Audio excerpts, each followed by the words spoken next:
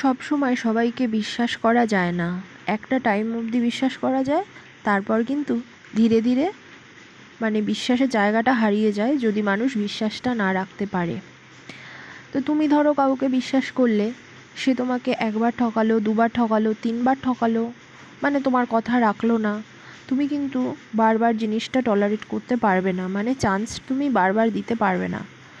তো মানুষ যদি ঠকানোর মেন্টালিটি থাকে বা তোমার উপর অ্যাকশন কোনো কারণে নেওয়ার মেন্টালিটি থাকে, সেখান থেকে তুমি তাকে কিছুতেই সরাতে পারবে না। এটা অটোমেটিক্যালি এটা হয়ে যায়। আর জোর করে কোনো কিছু তো হয় না, সেটা সম্পর্ক বলো, কোনো কাজ বলো, যে কোনো কিছু জোর করে হয় না। আমিও আমার ক্ষেত্রেও সেটাই মানি, আর অন্যের ক্ষেত্রেও সেটাই মানি। তাই কাউকে জোর না করে হাল ছেড়ে দেওয়াই ভালো। যাই হোক, ভাবছি রেগুলার ভিডিও দেব, তোমরা একটু আমার বন্ধু হয়ে থেকো। আর দেখো, আজকে দুপুরে কিন্তু আমি একটু ব্যাংকে গেছিলাম। আমার একটা ব্যাংকের কাজ ছিল, তার জন্য গেছিলাম।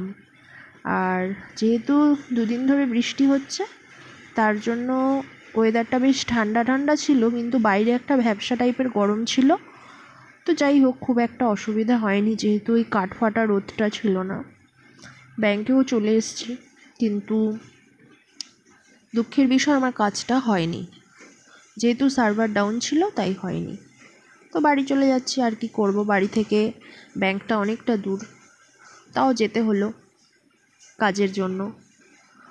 তো ফিরতে ফিরতে প্রায় বিকেল মতো হয়ে গেছিলো, বিকেল বলতে কি ওই 3টে মতো হয়ে গেছিলো। দেখো, আস্তে আস্তে টুকটুক করে বাড়ি ফিরছি, কোনো তাড়া নেই, চলে এসছি।